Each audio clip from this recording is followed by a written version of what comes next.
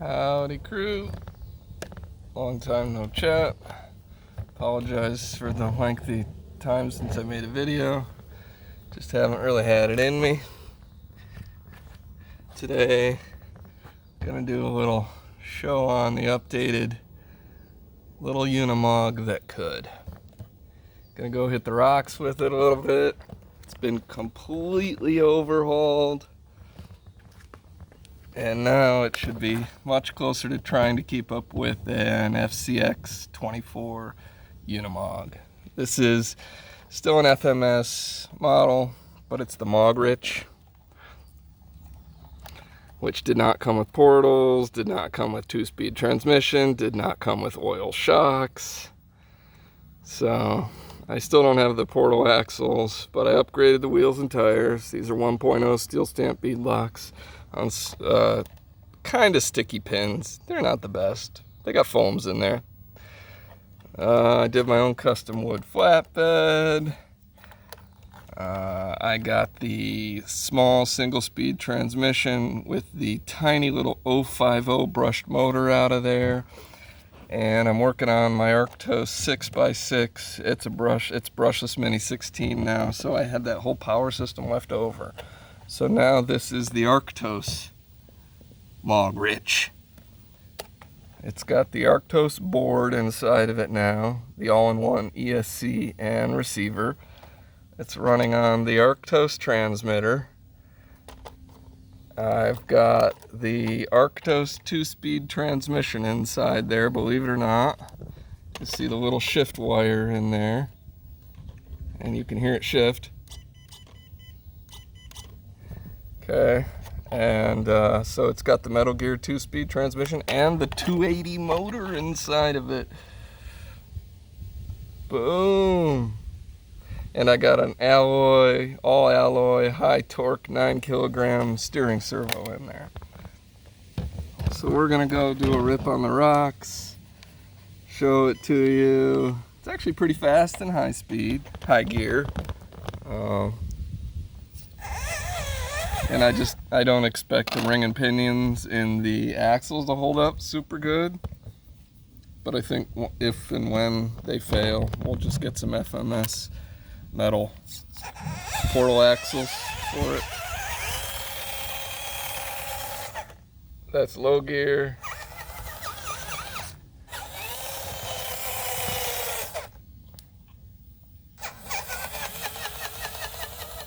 And you hear a little clicking, that's because my Arktos 2-speed transmission, one gear inside there has a single broken tooth on it, sheared it right off.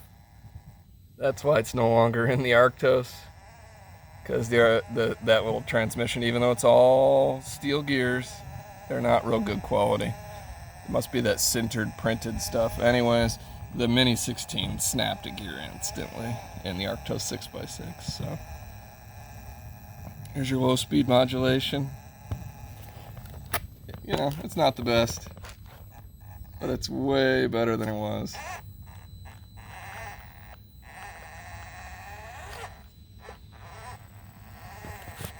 Power is way better than it was too, or with that tiny 050 motor. I'm getting to high gear here.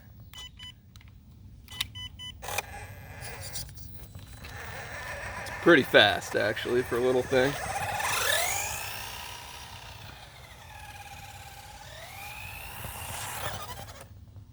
And I got the drag brake set at like, I don't know, 25, 35%, somewhere around there.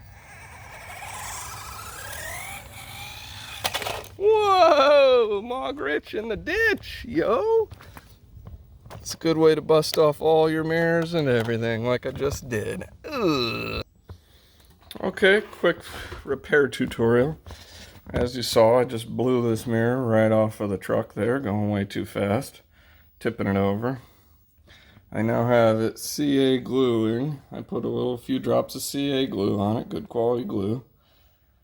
And then what we're going to do is, because that CA glue is a rigid hold and it's just going to snap again instantly without a lot of strength the minute I run into something, the next thing we're going to use is, once the CA glue has a pretty good hold, is some of that.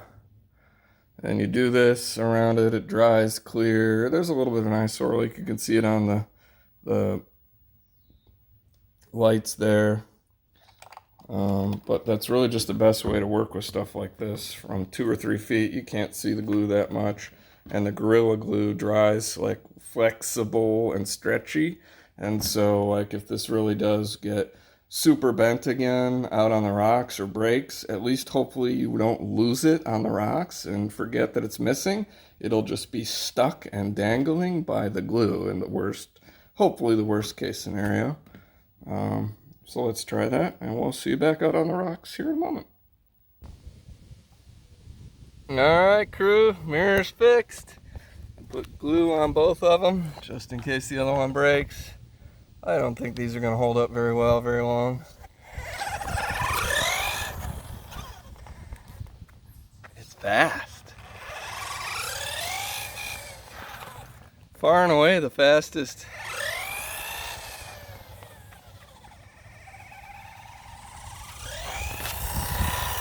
.118 I've had, for sure.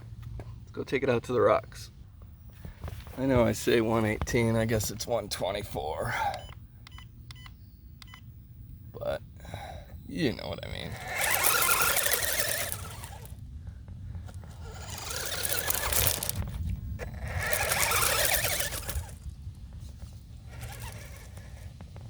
A few high gear hits.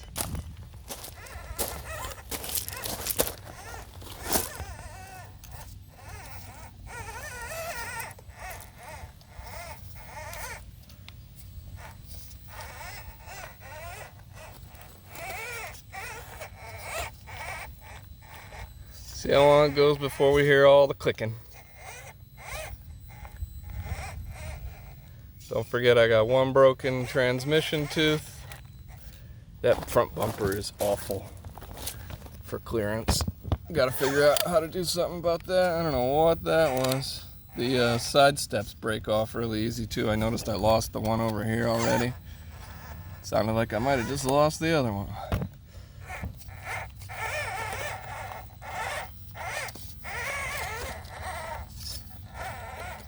Transmitter is awful one-handed, no foam.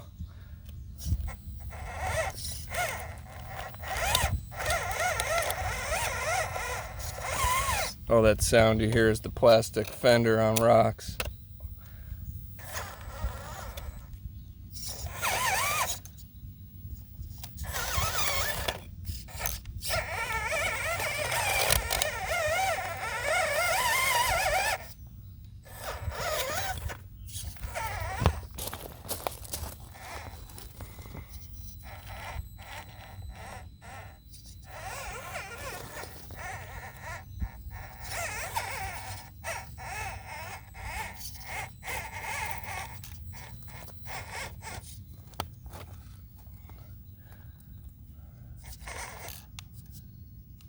This transmitter is the worst. I cannot one-hand it.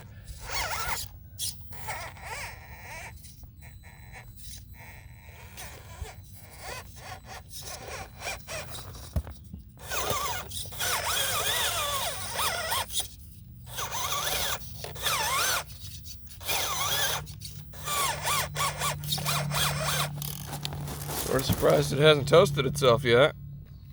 Let's get an all new better line going on here.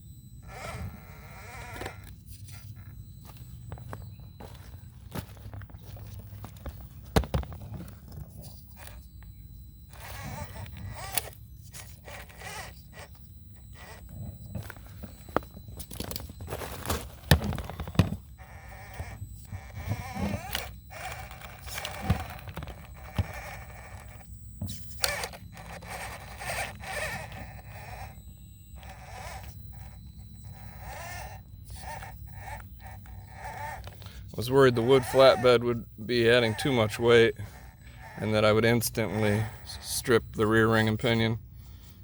But, hey, you know what?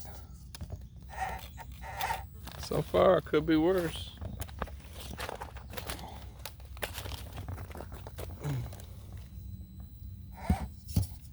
Bumper, front bumper.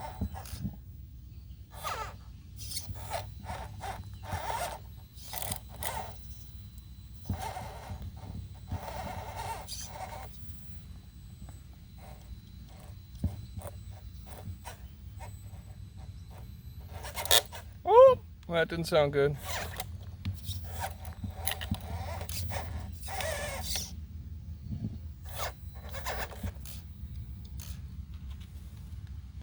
Once again, I should show you I'm fighting this dang transmitter.